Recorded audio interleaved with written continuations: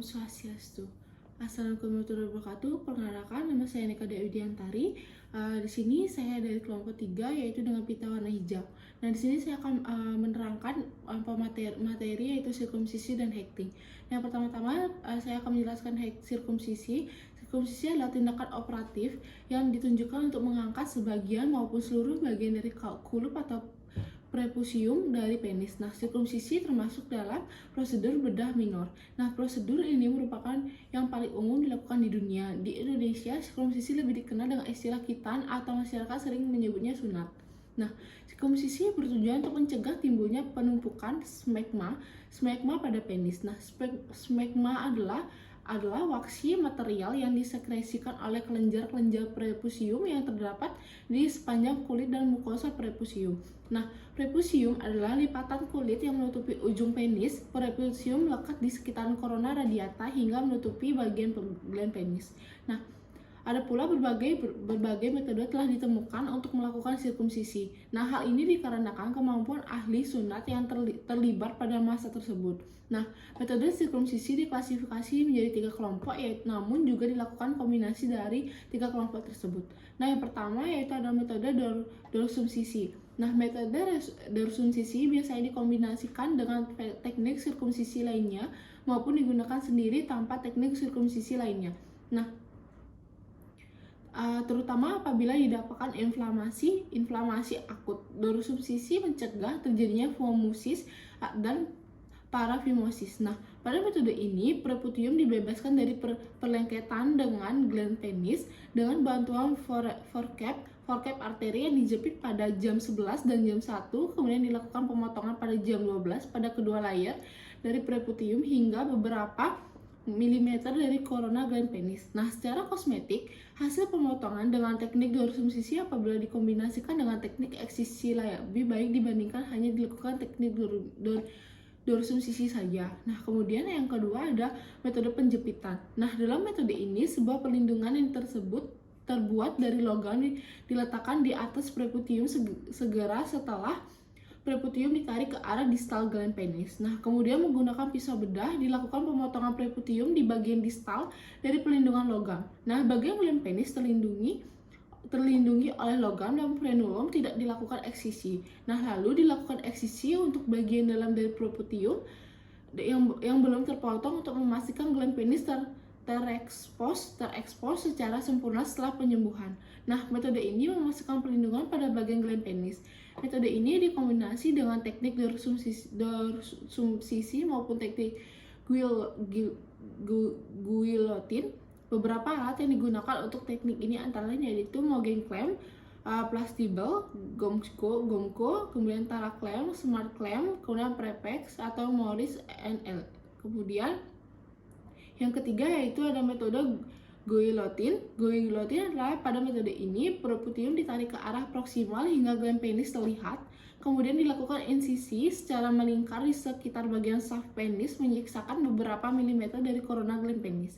Nah, prepucium kemudian dikembalikan ke arah distal menutup gland penis, lalu kembali dilakukan insisi melingkar di sekitar bagian shaft penis pada posisi yang sama dengan sebelumnya. Pemotongan secara longitudinal dibuat antara kedua potongan melingkar dan kulit yang terpotong dibuang kemudian dilakukan penjahitan. Nah, bagian gland penis dan frenulum kurang aman sehingga perlu perhatian pada saat melakukan teknik ini. Nah, terdapat modifikasi dalam menggunakan metode ini yaitu dengan bantuan forcap arteri untuk menekan prepucium sebelum eksisi. Nah, hal ini dilakukan untuk mengurangi komplikasi dari metode ini yakni resiko pemotongan gland penis. Pemotongan sirkumsisi selain menggunakan pisau bedah dapat dilakukan dengan menggunakan alat seperti electrocautery, flash cutter. Hal ini dilakukan agar hasil tepi dari tempat pemotongan lebih rapi dan lebih presisi. Nah, metode electrocautery dan flash cutter menggunakan logam yang sangat tipis dan diregangkan menyerupai benang logam yang dipanaskan.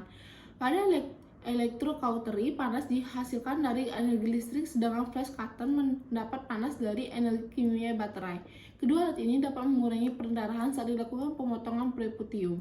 Nah, kemudian setelah melakukan sirkumsisi, di sini juga ada penyembuhan luka secara umum untuk melalui beberapa fase, yaitu ada fase inflamasi, Fase inflamasi adalah fase di mana pembuluh darah mengalami vasokonstriksi dan membentuk bekuan fibronoplatelet sebagai upaya untuk mengontrol perdarahan. Nah, reaksi ini berlangsung dalam 5-10 menit.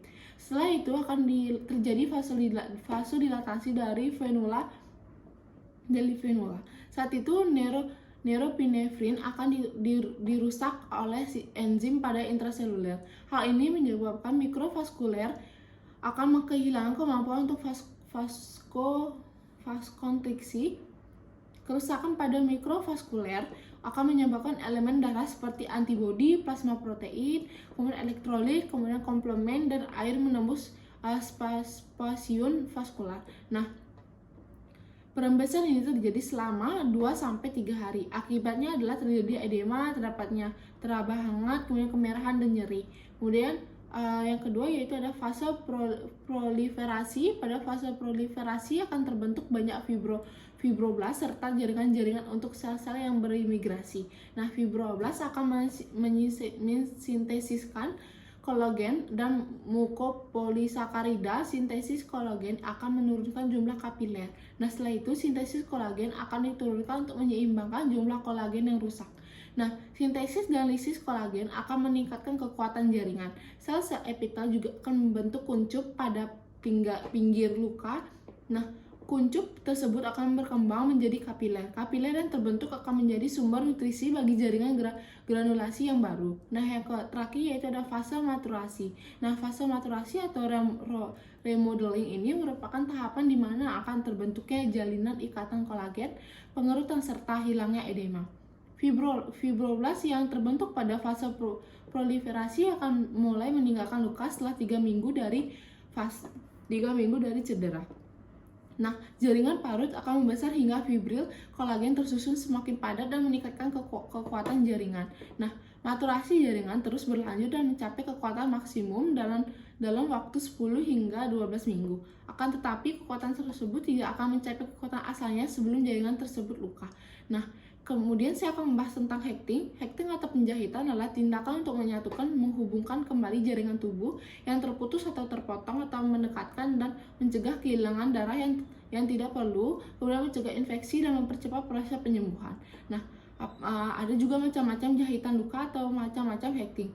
Nah, jahitan luka simpul atau tunggal atau jahitan terputus sederhana atau simple intertube suture merupakan jenis jahitan yang sering dipakai dan dapat diaplikasikan pada semua luka.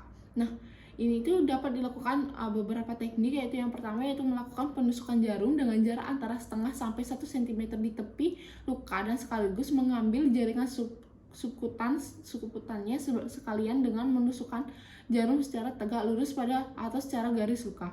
Kemudian ada simpul tunggal dilakukan dengan benang absorbable dengan jarak antara 1 cm. Kemudian ada simpul diletakkan di tepi luka pada salah satu tempat tusukan. Kemudian ada benang dipotong kurang lebih 1 cm. Kemudian ada jahitan terputus sederhana banyak dipakai untuk menjahit luka di kulit karena apabila ada pus atau cairan dapat dilepas satu atau 2 jahitan dan membiarkan yang lainnya. Nah, kemudian ada jahitan matras vertikal atau vertical mattress suture atau donati. Kemudian jahitan dengan menjahit secara mendalam di bawah luka, kemudian dilanjutkan dengan menjahit tepi-tepi luka. Nah, biasanya ini menghasilkan penyembuhan luka yang cepat karena diketatkan tepi-tepi luka oleh jahitan ini. Nah, jahitan matras vertikal berguna untuk mendapatkan tepi luka secara tepat, tetapi tidak boleh dipakai di tempat-tempat yang vaskularisasinya kurang.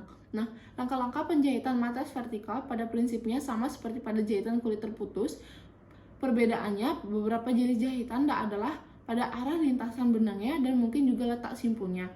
Nah, dipakai untuk 2 kali penusukan dan sebelum dilakukan pembuatan simpul jarum kembali ditusukkan pada kulit tetap dekat tepi luka. Kemudian diarahkan keluar ke tepi luka dengan tidak terlalu dalam. Selanjutnya, dengan bantuan pinset chirurgis, tepi kulit di seberangnya diangkat untuk dilakukan penusukan dari arah dalam tepi luka sejajar dengan tempat keluarnya jarum dari kulit seberangnya dan menembus ke arah kulit luar dekat tepi luka dengan jarak sama dengan tempat penusukan kedua pada tepi luka sebenarnya. Nah, kemudian ada kemudian pembentukan simpul dilakukan dengan mempertemukan dua ujung benang panjang dan pendek dengan teknik sama dengan pada jahitan kulit terputus. Kemudian ada juga jahitan matas horizontal atau horizontal matrix suture, yaitu jahitan dengan melakukan penusukan seperti simpul. Sebelum disimpul dilanjutkan dengan penusukan sejajar sejauh 1 cm dari tusukan pertama. Kemudian di sini memberikan hasil jahitan yang kuat. Kemudian jahitan matrix horizontal untuk menentukan fascia, tetapi tidak boleh digunakan untuk menjahit subkutis karena kulit akan bergelombang. Nah, teknik jahit sama seperti pada jahitan matas vertikal, akan tetapi dengan arah horizontal. Nah, kemudian ada jahitan matas modifikasi atau half-buried matas suture atau modifikasi dari matas horizontal tetapi menjahit daerah luka seberangnya pada daerah subkutannya. Kemudian ada jahitan jelujur sederhana. Itu tuh jahitan ini sangat sederhana, sama dengan kita menjelujur baju, biasanya menghasilkan hasil kosmetik yang baik. Tidak disarankan penggunaannya pada jaringan ikat yang longgar. Jahitan jelujur lebih cepat dibuat serta lebih kuat, tetapi kalau terputus seluruhnya akan terbuka. Nah, untuk mengerjakan jahitan jelujur pertama kali adalah dengan membuat satu jahitan seperti pada jahitan kulit terputus dan dibuat simpul. Selanjutnya, benang panjang tidak dipotong tetapi melanjutkan dengan menusukkan pada tepi luka. Selanjutnya dengan tempat penusukan dan keluarnya benang yang sejajar sehingga tampak dari luar arah benang miring, tetapi dalam posisi tegak lurus di dalam jaringan Nah, kemudian ada jahitan jelujur veston, yaitu jahitan kontinu dengan mengaitkan benang pada jahitan sebelumnya. Biasanya sering dipakai pada jahitan peritoneum, merupakan variasi jahitan jelujur biasanya. Jahitan jelujur terkunci ini merupakan jahitan jelujur yang menyelipkan benang di bawah jahitannya yang telah terpasang. Cara ini efektif untuk menghentikan pendarahan, tetapi kadang-kadang jaringan mengalami iskemia.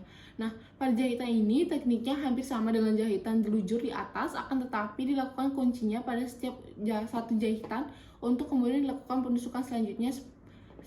Kemudian ada jahitan jelujur horizontal, yaitu jahitan kontinu yang diselingi dengan jahitan arah horizontal. Kemudian ada jahitan simpul intrakutan, yaitu jahitan simpul pada daerah intrakutan biasanya dipakai untuk menjahit area yang dalam, kemudian pada bagian luarnya dijahit pula dengan simpul sederhana. Kemudian ada jahitan jelujur intrakutan, jahitan jelujur yang dilakukan di bawah kulit. Teknik ini dapat diindikasikan pada luka di daerah yang memerlukan kosmetik karena jahitan terkenal menghasilkan kosmetik yang baik, namun tidak disarankan pada luka dengan tegangan yang besar. Kemudian di sini juga ada pemilihan benang pada saat hekting. Setiap hekting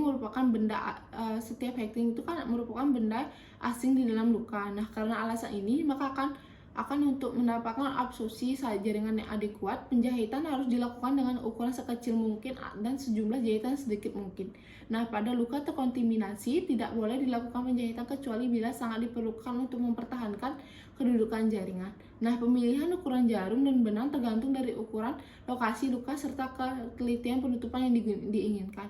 Nah, jarum antraumatik bulat atau runcing digunakan untuk menjahit fascia, otot, jaringan subkutan, dan memperbaiki laserasi pembuluh darah dan saraf. Nah, jarum tajam biasanya digunakan untuk penutupan dermis dan epidermis.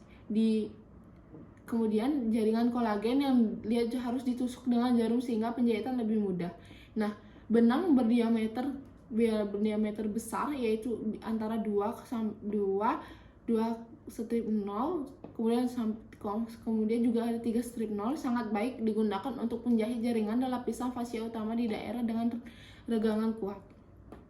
Nah, misalnya itu luka di lutut atau siku. Kemudian ada kekuatan efektif dari benang tersebut harus sama dengan kekuatan jaringan yang dijahit. Bila benang halus digunakan untuk menjahit luka dengan peregangan mekanis dapat menimbulkan gangguan jika benang tersebut tertarik ke dalam luka. Nah, biasanya benang halus digunakan untuk menjahit luka-luka atau yang perlu dirapatkan secara tepat. Untuk menutupi laserasi di wajah digunakan benang berukuran 5-0 dan 6-0. Untuk menutupi lapisan-lapisan luka dapat digunakan benang epidermis halus di setiap bagian tubuh. Nah, daya regang dari epidermis sendiri biasanya rendah dan tujuan penjahitan di sini hanyalah agar tepi-tepi luka dirapatkan dengan baik. Penutupan perkuatan dari epidermis dan dermis di setiap bagian tubuh selain wajah sebaiknya menggunakan benang berukuran 3-0 dan atau 4-0. Bekas jahitan merupakan hasil tekanan ikatan dan lamanya jahitan dibiarkan di tempat tersebut. Nah, kemudian di sini juga ada macam-macam benang dan jarum jahit. Nah, yang pertama yaitu macam-macam benang jahit, yaitu benang jahit untuk pembedahan dikenal dengan pembentuk yang dapat diserap tubuh atau absorbable dan yang tidak dapat diserap oleh tubuh. Diserap oleh tubuh yaitu seperti catgut, chromic catgut, kelompok polyglactin atau misalnya vicryl. Nah, yang pertama yaitu ada catgut. Nah, catgut polos dibuat dari pita murni usus binatang yang dipital menjadi jalinan diukur secara elektronik dan kemudian dipulas. Nah, benang ini sangat populer tetapi ada kecenderungan digantikan oleh benang sintetik yang dapat diserap pada tubuh belakangan ini. Nah, kemudian ada chromic catgut. Nah, dibuat dari pita usus binatang dipintal menjadi jalinan tepatnya menjadi catgut polos. Nah, dibuat sedemikian rupa sehingga kekuatan dari benang tersebut dipertahankan untuk waktu yang lebih lama daripada catgut polos. Nah, kemudian ada Dexon. Absorpsi benang dapat melalui 3 mekanisme, ialah melalui pencernaan oleh enzim jaringan misalnya vicryl sama Dexon. Nah, kemudian ada benang tidak diserap oleh tubuh yaitu sutera, katun, nilon, kemudian katun, nilon, kemudian polipropilena atau prolena, kemudian benang-benang baja yang dibuat dari komponen besi, nikel, dan kronium. Nah, kemudian ada benang sutera. Benang ini adalah terbentuknya menjadi jalinan yang padat dapat diikat dengan mudah. Benang ini sangat populer dan digunakan secara luas dalam penutupan luka. Yang kemudian ada yang kedua yaitu polipropylen. Ini yaitu keuntungannya yaitu lemas, dapat diikat dengan aman dan dapat digunakan dengan mudah. Seperti benang monofilament sintetik lainnya. Simpul perlu diperkuat dengan adanya simpul tambahan dan sebagai tambahan. Nah, kerusakan yang didapat dari forceps dan pemanggangan jarum harus dihindari untuk mencegah putusnya benang. Benang ini sangat halus dan cocok untuk jahitan subkutikular. Yang berikutnya adalah baja, tahan karat dan penjepit atau staples logam. Jahitan baja, tahan karat dan penjepit logam telah digunakan bertahun-tahun karena sifatnya kaku. Pada luka terkontaminasi, bahan ini akan meningkatkan kemungkinan infeksi. Peningkatan ini mungkin disebabkan oleh iritasi mekanis dari kekuatan dan bukan karena koronis. Sifat kaku dari benang metalik ini mempersulit. Nah, kemudian ada Dacron. Dacron merupakan polyester yang kurang menimbulkan reaksi jaringan dibandingkan dengan sutera. Nah, karena koefisiennya gesekannya tinggi, bahan ini sulit digunakan untuk penjahit. Nah, luka gesekan yang ditimbulkan Dacron terhadap jaringan ini dapat diatasi dengan melapisi dengan Dacron terhadap jaringan. Ini dapat diatasi dengan melapisinya dengan Teflon.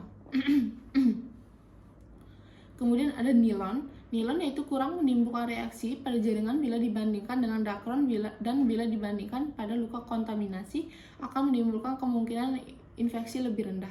Nah, kemudian juga di sini juga ada macam-macam jarum untuk menjahit luka, yaitu ada 3 yaitu jarum tajam atau cutting, yaitu jarum bulat atau round, kemudian ada jarum ceper. Nah, jarum tajam cutting ini ditandai dengan gambar segitiga, kemudian jarum bulat atau round itu ditandai dengan bulatan, kalau jarum ceper ditandai dengan gambaran bulat sabit. Nah, untuk jarum tajam hampir seluruh dipakai untuk semua jaringan kecuali untuk organ yang berlubang. Nah, mungkin materi yang saya paparkan tadi segitu saja. Jika ada kesalahan kata, saya mohon maaf dan saya tutup dengan para Om Santi Om. Assalamualaikum warahmatullahi wabarakatuh. Terima kasih.